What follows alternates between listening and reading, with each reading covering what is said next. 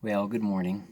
I just wanted to take a few minutes to talk specifically to pastors, but I guess it can apply to other leaders as well. And the thing that I want to talk about is the hard days as a pastor, specifically abandonment. If you've been a pastor or a leader for any amount of time, you know that it's never easy to see people go, or it shouldn't be. Even if they didn't really contribute and they're just kind of a pain to deal with when they're gone. It's just kind of like it feels like what a waste of time. I didn't accomplish anything good. This is just a complete waste of my time and all this different stuff. And you start having all these different ideas that go through your head, and some of them might be partially true. But I just want to talk about that, having those hard days. First off, before I even look at the issue of abandonment, you're going to have hard days. Those are the things that are going to make you into a better leader, into a better pastor.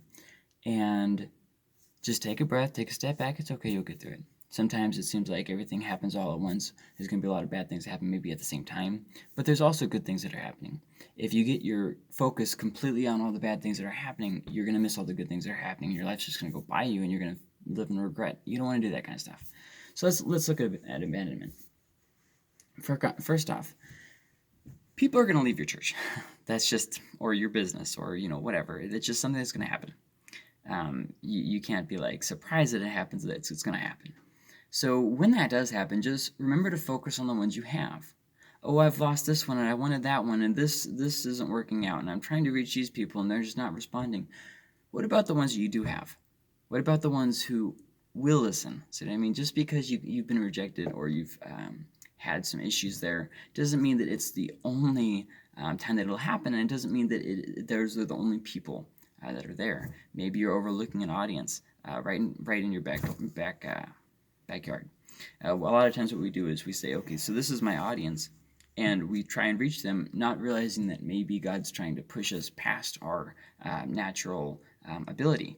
Even as a leader, you might say, well, I'm not religious. Okay, all right. Well, as a leader, you're going to have some people that you like more than other people, but sometimes those people that you don't like will actually be what your organization needs. You need that diversity to move yourself forward.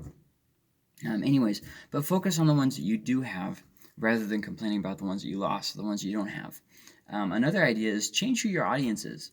Sometimes we, as leaders or as pastors, we focus all of our attention on appeasing the self-interested. So basically, we have the middle class. They've been in church their whole lives. Really have never done any actual serving. Overly focused on the songs and the seating and doing things the way that we've always done it. They're totally focused in on that, but that's pretty much all that they see. And so what do? Well, we try and appease them. We try and make it, how can I serve you, rather than, okay, as a pastor, it's my job to help other people get into ministry so that we can reach people. See what I mean? Instead, we have this idea of, let's appease the people who give tithes. Let's make this a museum and stay safe, and that kind of stuff. And we just have this mentality. We honestly shouldn't be surprised at just some of the stuff that's extremist stuff that's been happening with the pandemic. The church has been doing that for years. Keep the bad ones out. We exist only to serve ourselves. Got to have everything the way that we've always had it. Got to make ourselves happy. And it's all about us. Church services have almost become completely obsolete. So then the pandemic hit, and we're left with something that takes up time that doesn't really yield any results. And a lot of people just said, I'd rather just not go back to church. So instead of appeasing the self-interested, focus on strengthening the body. Are there druggies, alcoholics? Are there, single mothers? Are there people who've gotten abortions? Are there those people out there who are looking for hope? See what I mean? Oftentimes we can't get past our own bias. Oh, the homosexuals, the transgenders, they can go rot in hell. But, as long as I've got my select group, my clique. It's like, well, I think that maybe the message of the gospel has gotten a little bit muddied there. Now, I'm not saying, oh, well, you can't condone the sin. I never said that. And you shouldn't condone your sin of, judging other people and of thinking that you're better than other people. So pride and, thinking that you don't have to obey God when he said to love and to go and make disciples, hey, you shouldn't live in that sin either, and you really shouldn't condone your sin. You should actually stop and say, you know what, I need to stop with the whole two-faced Pharisee thing that I've got going on, and I need to allow God to change my heart and my biases. There's obviously people that we all don't really like, or maybe don't like spending time with, or whatever. That's going to happen. It's a natural thing. But one of the great things about the pandemic is it's really causing us to rethink things. And I think that this is an area that we definitely need to rethink. So change who your audience is. Maybe the reason why you're being abandoned is because you're catering to an audience that has no vested interest in the kingdom of God, but only in being served. Well, obviously that's going to put a real roadblock in your ministry. Now, obviously, people are ministry. I'm not trying to just say anything about that, but there comes a point when some people will sabotage your purpose and your dream and your vision, and they'll even sabotage God's call so that they can have things their way. And you need to be aware of that and deal with it accordingly. Now, don't try to irritate people, but at the same time, there are some people who are going to be irritated no matter what you do.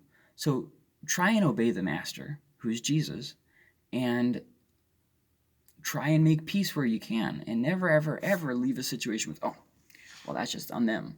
But with that being said, you really can't.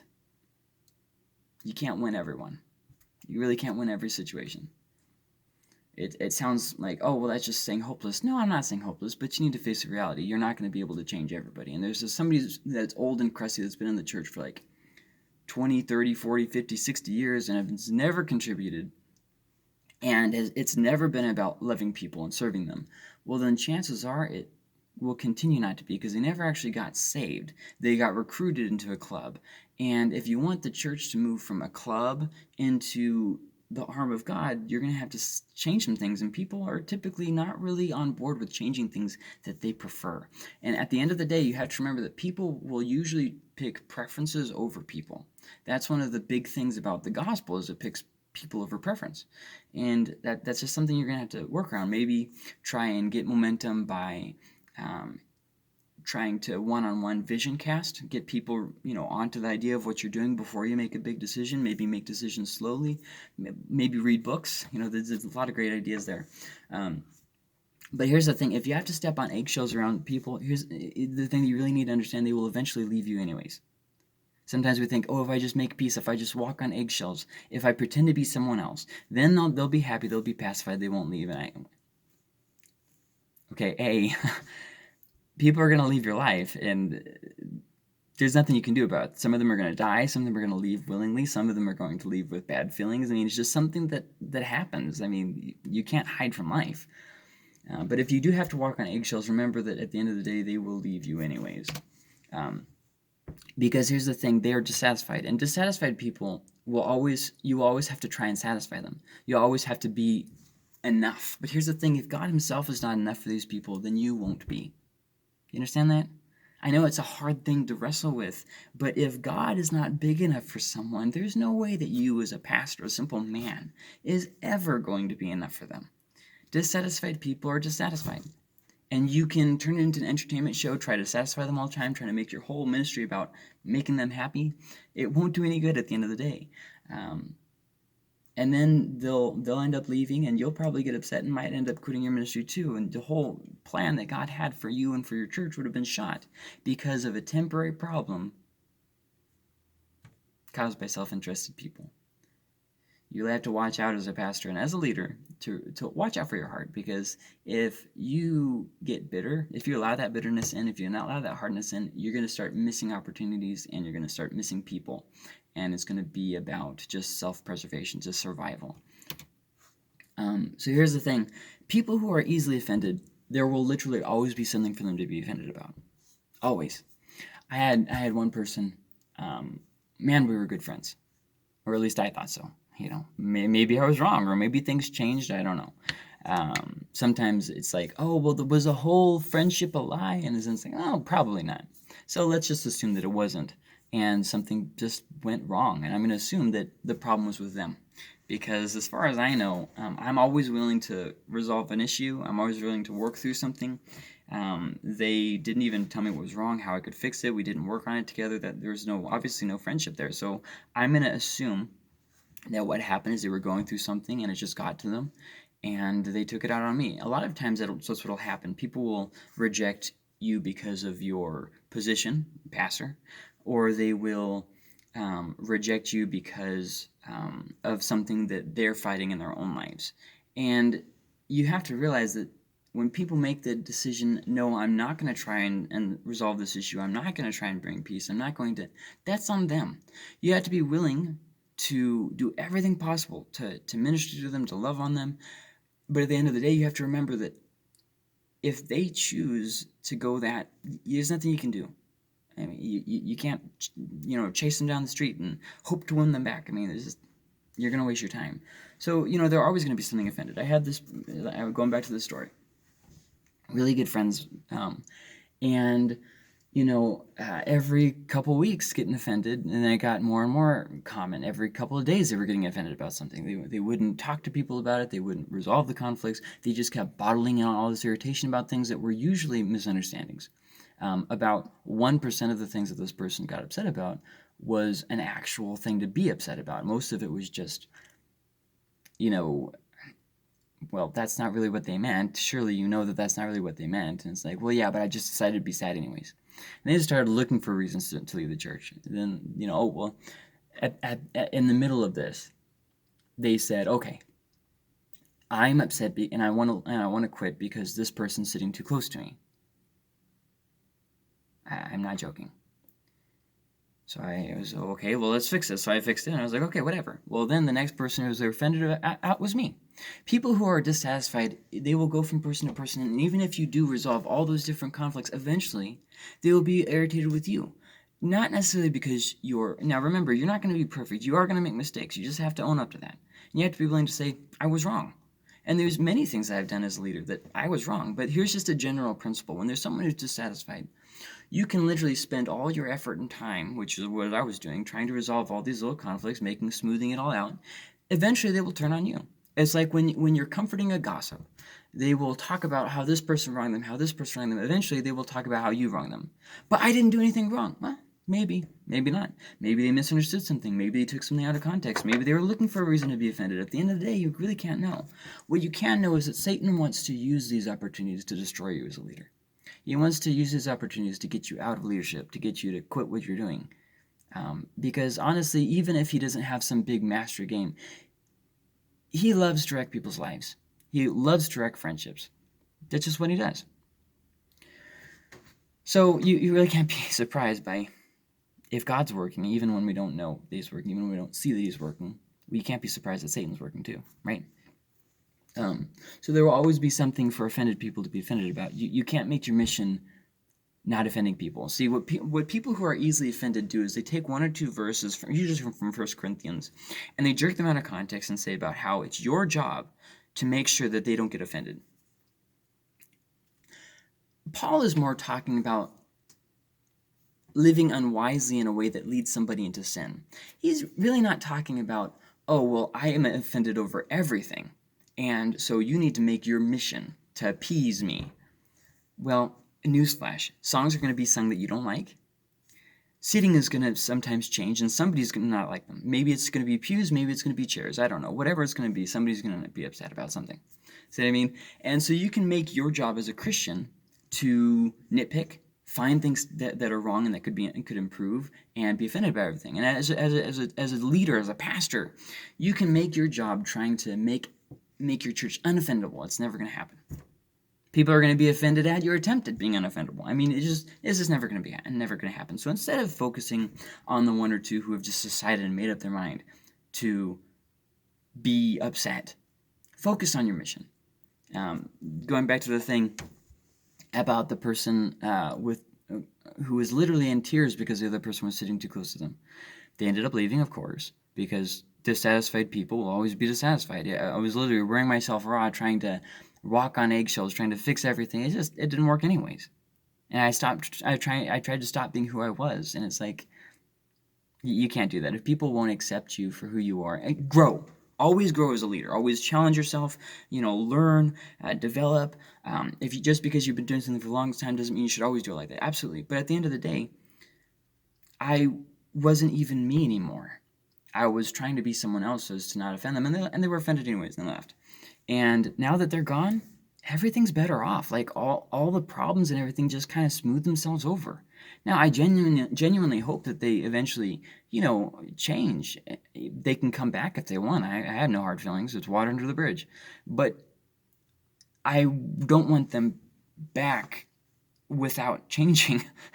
I don't want problem people to keep coming back around. Like they're never satisfied, but they can never leave, and then they come back. And, if you've been a pastor, you know exactly what I'm talking about. So anyways, and now we can focus on the team that person was a part of being the team that they're supposed to do. And then, all the problems have been pretty much gone out the window, and we're able to focus on what our job actually is. So here's just another little tidbit that you need to remember. Those who take the most time usually yield the least results. Now, you can't go around with how much profit will I get off of this person? You can't go around like that. But at the end of the day, you also have to remember that when you are constantly working on this one person, this one issue, all these other people are suffering for it who actually need you.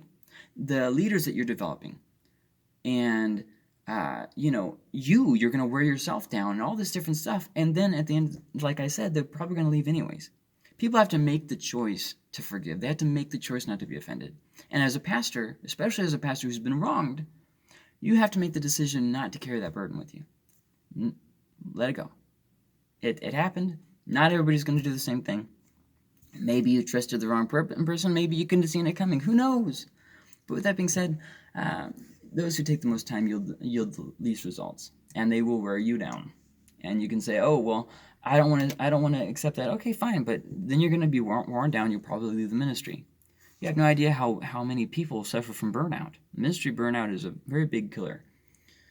You got all these older ministers who thought that the rapture was going to happen and they wouldn't have to live into their old age. Well, now they're older, they're tired of ministry, they have nothing to retire on. That's just a good example. You can't just put all your eggs in one basket and just, well, this is just, I'm just going to stick to my guns. Well, okay, but you're going to wear yourself out. Why should a pastor plan for retirement? Because you don't know what the future may hold. You might be physically unable to continue the ministry. You never know. You might get tired of it. You might, who knows? So anyways, but with all these things that I'm saying about abandonment, I have to say this. Don't ever get jaded. Don't ever get, where somebody walks in, you instantly prejudge them. It's a waste. That person is a waste of time. Oh, that person. Because here's the thing. I've seen a lot of people change. There was one person who I was very, very concerned about last year. I thought that they were just going to leave the faith in total. Well, they ended up staying, and they massively changed. Their marriage is doing fantastic, and the person who I thought would always be there is now gone. You see what I mean? Like it doesn't always work out the way that you have it worked up in your head. So don't get jaded. Well, that person will never change. That person's just a mess. Prejudging, not taking chances anymore. Well, I could do that, but what happens if I lose people? What happens if tithing goes down? What happens if... You can't be afraid to take chances, and we'll stop there.